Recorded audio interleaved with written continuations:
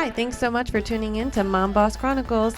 My name is Jen. This is Sue. And this is Danielle. We are three moms that work together in real estate and are good friends, and here to talk to you about fun topics, the good, the bad, the ugly of mom struggles, real estate, and other fun stuff. So make sure to subscribe to listen to more. Hello, everybody. Welcome back to Mom Boss Chronicles. We are very excited today to have a guest, Lourdes Arena. She is the owner of Lourdes of the Vine. She is a wine professional. She's been in the business for 14 years. She is also a wife and a mom. The inspiration to reach out was you posted working from home with I think your child is one? Yeah, he's going to be 2 in May. Okay. So, working at home with a baby, and I'm like, oh, she is full on mom boss right here. All in it, working from home, getting it done, raising a child. And those are like very tough years, when the kids are getting into everything and touching everything. So first, I wanted to ask, give us a little bit of background about how you got into wine, which is, I can say for all of us, is one of our favorite things. So I love my wine. How did you get into that? So I actually fell into wine by accident. I feel like a lot of people tend to do it as like their second career or like their second, like they turn their passion of liking it into a business and career, which is the beauty of wine. Like you can do that because it's something that you learn and you study and you can go to school for and travel for. So I actually just kind of got lucky because I into it. I was working at Madame Claude, their restaurant, before they had opened their wine store. So I had come out of college during the recession, trying to find a job with a French degree. I was like, what am I going to do? Being able to speak French.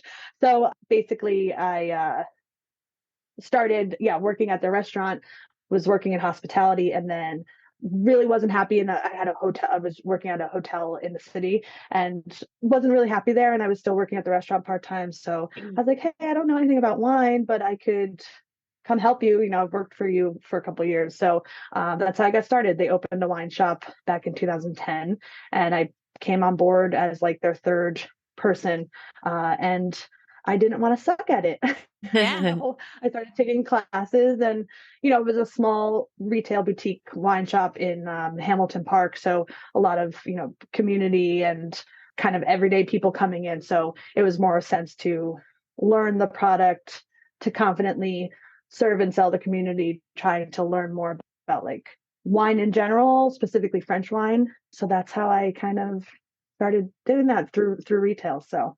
Did you like wine prior to? Definitely a fun experience, but I'm sure. My experience with wine? My experience with wine was like slapping the bag. So prior to like slapping the bag, I was, a college kid. So I really didn't experience wine the way that, it was like the cheap wine, Boone Farm. I drank a lot of Guinness in college. So, Right, the champagne. I didn't really know too much about it. Yeah. My internet's a little bit slow. I'm connected. So I didn't really know a ton about it, but obviously having studying French as a background connected me with it when I lived in France for a semester. And the owners were French people who, obviously European style, or just different countries approach wine differently. So I was able to at least adopt that lifestyle a little bit and try to be more cultured with wine. Sure. So that's how I. And you've taken some trips abroad, right? To France to, go and test wine and things of that nature, right? What a dream. So fun. Yeah. I've gotten lucky. It took me a long time to get that trip. Like I said, I've been working in the wine industry for like 14 years. Then even during my time in retail, I didn't get to travel that much. It was mostly tasting wines that sales reps would bring in and meeting producers as they came to the States. But I started to get my trips with my sales job. So I had my most recent trip was this past June, which was my first time leaving the baby. He was 8 months old at the time. Yeah. So, and I was still nursing. So that was an interesting experience. So, but it was great. Actually, I'm sure I still, had a good time and learned a lot. How did you navigate, traveling and like you were nursing? Did you? Yeah, that was Mom interesting. get, I like, definitely send it had back? to. So I was at the point of trying to wean off nursing. So I was like, okay, maybe this will be the time that I leave for 8 days and then he won't want to nurse. Wow. I definitely had to buy some cabbage when we were driving to prevent some issues. But I made it through. It was an interesting week, but I managed somehow. I don't know. I leaked through a lot of clothes, but And that's what, listen, this is what moms do. This is what we do. We make it happen. We experience some uncomfortable shit, but like, You work through it. You got to right. keep working. Make it hustle. Yeah. Did you find like Yeah. once you finally got to, Yep. your destination that you were, more comfortable? Were you anxious the whole time because you left your son, like, because you had to leave your son behind? You were like, okay, have a breather. Yeah, I kind of had a little bit of both. I was like super excited to do it. I was nervous in the beginning, but I really do have a great support system, and my mother-in-law was around to help. So with between Paul and I'm lucky, like Ren is pretty easy. So easy. I don't know what Yeah. easy means, but he's pretty he adjusts pretty easily, so it's nice. I don't think he even realized that I was gone. Yeah, so it was a combination. Yeah, it was a combination of both, like a little bit like, oh, did I take care of everything? And then I'm like, you know what, just trust the process and everything will be fine. And it's only 8 days. So we made it. That's incredible. Where did you go in France? Excellent question. So in general, well, this past trip, I was in the South. So we started, I flew to Paris and then we took the train to the Northern Rhone to Lyon and then rented a car in Lyon and then drove. So the company I work for, we have producers all over France, but our focus was Southern Rhone into Languedoc-Roussillon, Provence area, and then over to the Southwest. So I studied abroad in Nice, France, which is in the South, but a little closer to like Marseille area, Provence kind of region. So I've never explored like south into the west of that. So it was nice to see that different part of France. But my other trip for 4 or 5 years ago, I was in the Loire Valley. So I've done the Loire and then the South. So Sounds really great. So highly recommend, you get great value wines in the south of France. And there's just beautiful parts of Provence that people think, I think more beach town vibes, which definitely is, but there is what they call green Provence, which is like mountains and hills and very like foresty nature preserves and stuff. So highly recommend it. And I was doing that my next experience. I love it. This past summer, I went to Saint-Tropez and we drove through Provence. Was it gorgeous? Kind of ish, yeah, it's stunning. I really, Yes. It was a very abbreviated trip, but I can't wait to go back to explore, and kind of just. I've never been to France. I need to go. This sounds incredible. Oh, yes.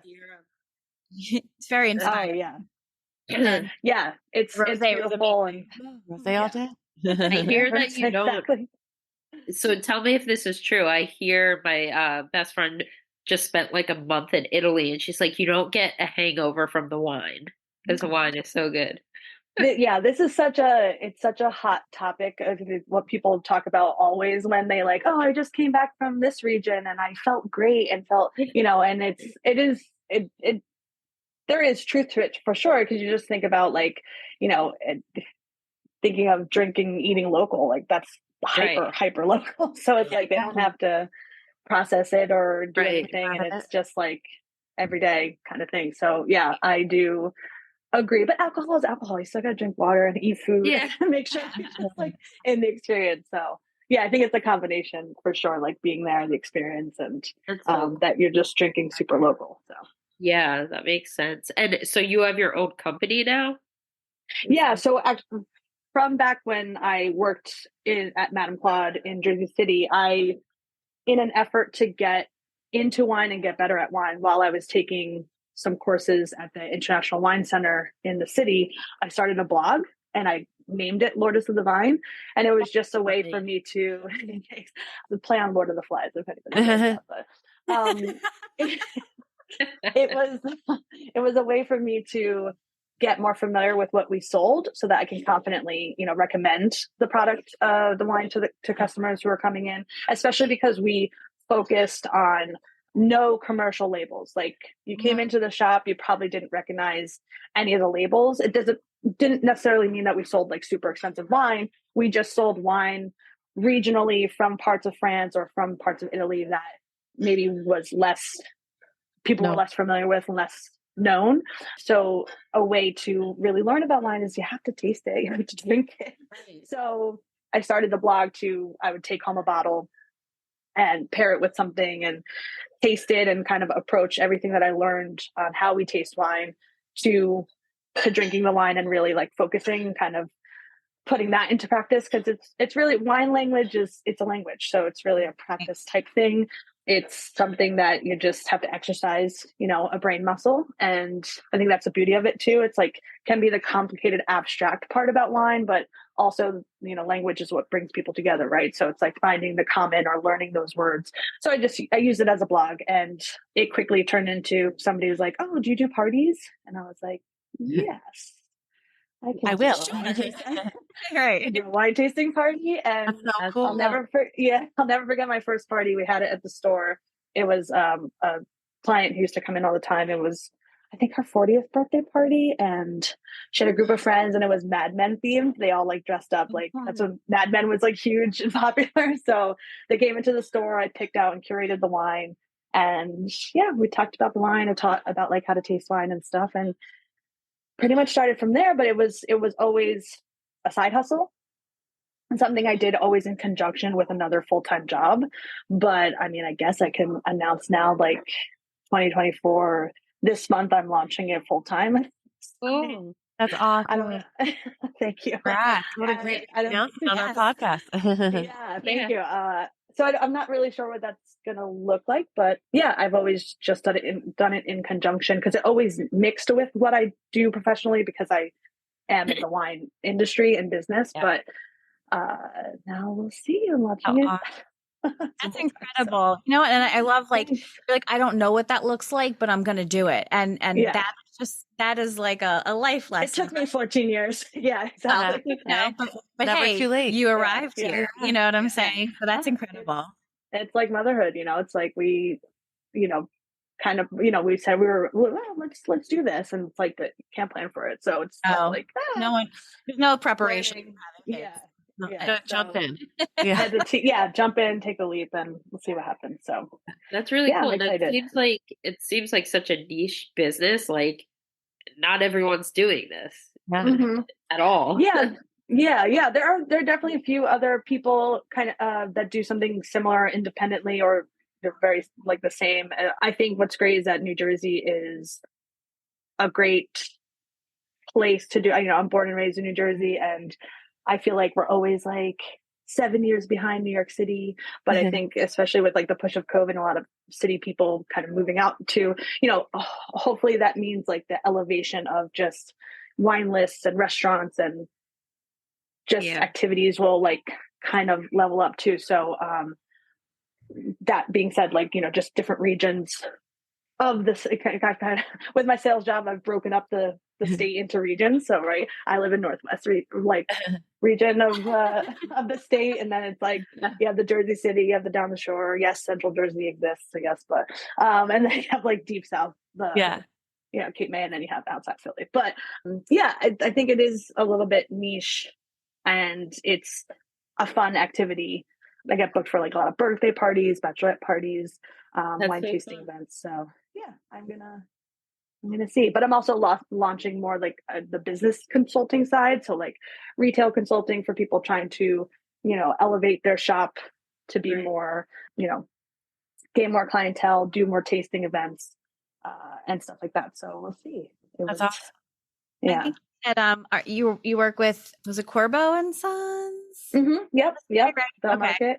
Yeah. That's incredible. So that's essentially kind of like how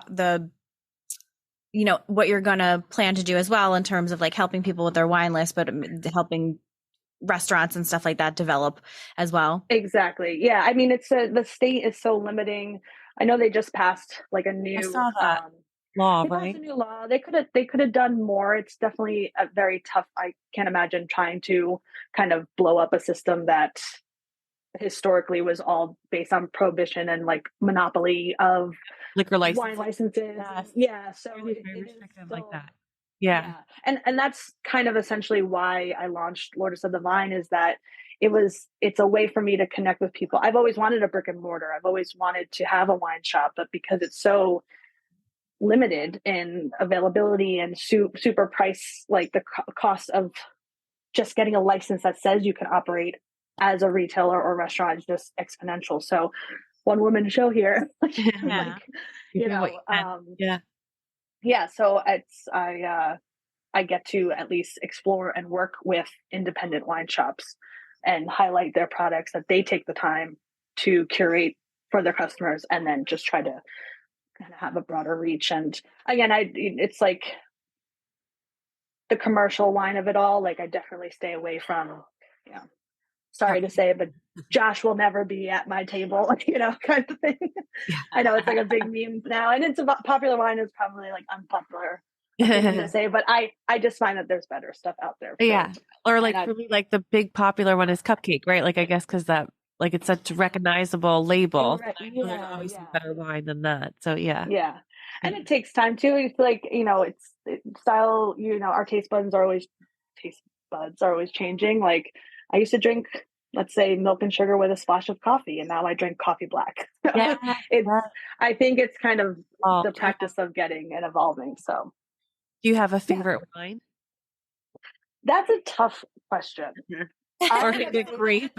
Are you partial to a certain type of?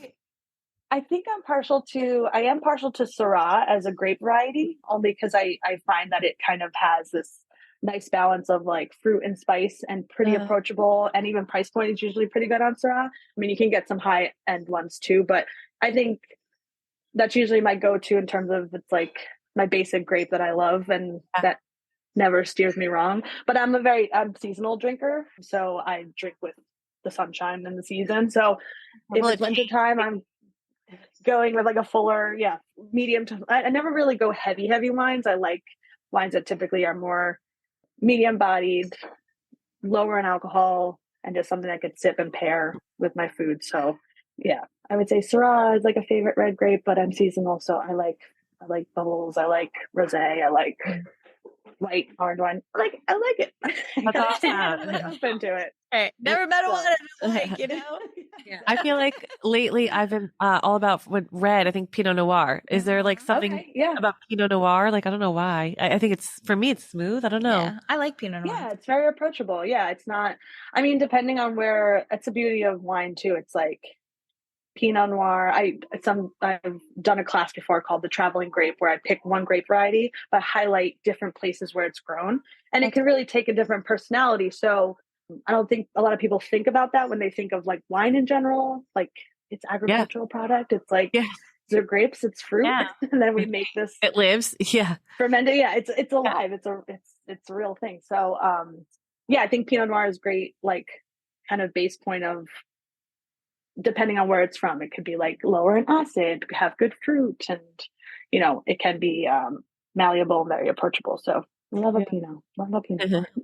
Actually, I was a really big Pinot drinker. That and Rioja have been and still are my favorites. But like in the past year or so, thanks to Paul, I have a Paul too. Oh, you have Paul too? Yes, they're great. I've been drinking more Sauvignon Blanc, and I really like it's just Sauvignon Blanc. crispy, light, and very nice. Yeah, but like truly, I love wine. Me too. I like more dry. Yeah, but just give it. I'll take it all. Yeah. No, and I think that's like the biggest thing is like that I learned quickly and try to always keep at the forefront is like knowing what you like is half is all of it, right? So and it's just really when it comes to wine, I think people are like, oh, it's so up here, or oh, that's so but it's like it's just knowing what you like. It's using it as your enhancement of a meal that you're having or celebration or whatever, and go to what you like and explore, be open to exploring new things. So I love that. Sauvignon Blanc Estate, Sancerre. Yeah. So I agree. Yeah. Have you, like, do you feel like you've settled into like working mom life pretty well? Or is it like, every day can provide something new to, overcome, but Yeah, I mean, I was just having a conversation with a friend about this. I think motherhood in general, they should give you 1, 2, 3 years to adjust to it. So I feel like I'm smack dab in the middle. Like yeah.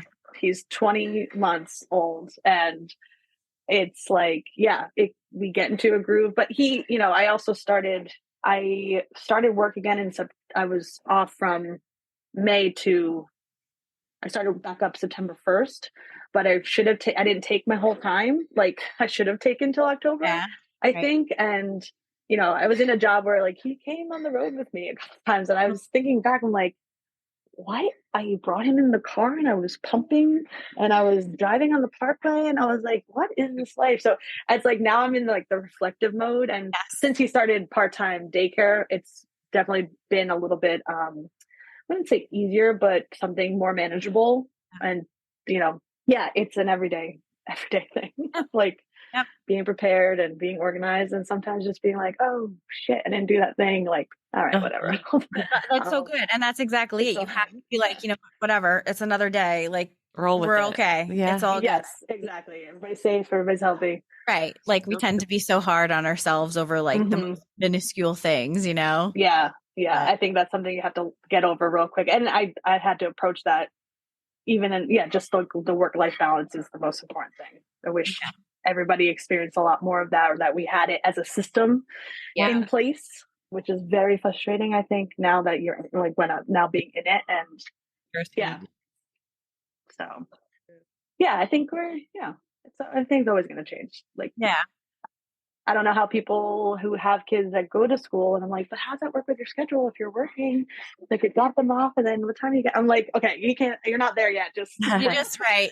You'll adjust Step at a time. when time comes, Exactly. Yeah. So. Well, it sounds like you kind of fell into this career. I mean, right? Like, kind of didn't wake up one day and were like, I'm going to focus on wine. You kind of fell into it, and now look, you're thriving. Definitely, yeah. Thank you. I appreciate it. Sometimes I have to remind myself that. Yeah. I think because it causes a little bit of because I didn't intend to do this with my life. I think it definitely causes a lot of imposter syndrome and like, what do you know? What do you do? Like compared to this person or that person. But yeah, I'm trying to just refocus. Like my purpose is connecting with people who love wine and want to learn about it. So Yeah.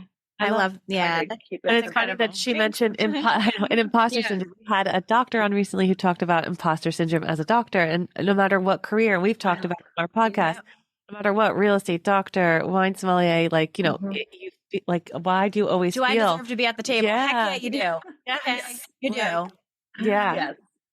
Well, I think that's one of the things. It's like, especially because we're so, not to make this as like whole about social media, but it's free advertisement for my business. It's the only thing I use besides word of mouth marketing. Right. So I think that's a hard thing because like something that I would see, I would probably be inundated with wine material and culture and like people in my field doing my thing. Whereas other people are more seeing what's in their field. Right. So it's like, I'm being inundated with like the thing that I am involved with, whether I gain ideas from that or knowledge from following that, or half the time I go the other way and I'm like, oh, they do that. Like, should I do that? I'm like, no, just do your thing. So it's very hard to do that. Yeah. And same thing with like mom culture in general. I feel like it's very hard to see a lot of things and be like, but yeah, it's interesting for sure. That's a good help.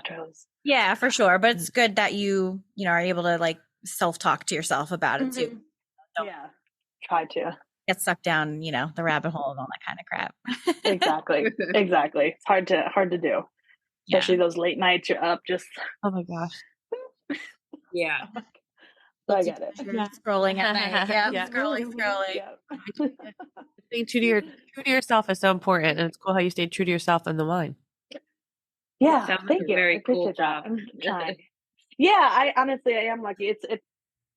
It does take work, but I think the biggest thing is the connection with people that I thrive on. It's like people will always ask like, "Oh, you must really love wine." I'm like, actually, sounds so cheesy, but it's like I don't like I like wine and I appreciate people who make wine and I appreciate the culture that it comes from and being this opportunity to like in essence travel and discover a place just by drinking a wine. I think that that's like a fun thing, but it's really the connection to people that Yeah. keeps me in it, I guess. Yeah. They're probably generally in a good mood when Yeah. not Because a dealing lot of with times grumpy people. exactly. Yeah, exactly. And a lot of times I'm like, I don't know if I want to do this anymore. And like, what would I do next? I've just been doing it for so long that I've been lucky enough to always have an occasion that pulls me back in to be like, no, this is my, I thought up until a couple weeks ago, to be honest, like, I was like, what's my why? Like, what am I doing? Especially putting a notice at my full-time job of being like, I gotta find my why again. I kind of lost it, but it just takes like one event for me to be like, this is Yeah. why I do it. It So re-energizes you. yeah, exactly. So yeah, I'm pretty lucky. I'm very grateful.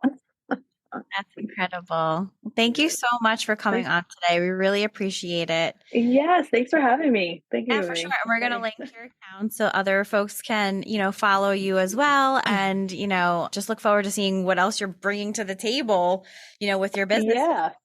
I guess No, we could absolutely. look for like wine events, right? So now you are absolutely yes. We're doing that. I kind of, when people think of wine and have a need for wine or need suggest, I just want like people to be like, oh, who's that New Jersey wine lady? Oh yeah, that's Lourdes. So I mean, I love wine. After a long day pouring, we were saying pouring that glass of wine and hearing it. Yeah. Just holding the glass. Yeah. Sometimes I will pour a glass and like literally I just take a sip and then that glass won't I'll fall asleep. So I'm just like, but it's just like that. Yeah. That's your initial sip. Like yourself. Yeah. Absolutely. I totally That's get that feeling after a long day. Yeah. Thanks for having me, ladies. I appreciate what you guys are doing. And yeah, thank you. I appreciate it. Welcome. All right, guys. Take care. We'll see you all next week. Thanks so much for coming on. Bye.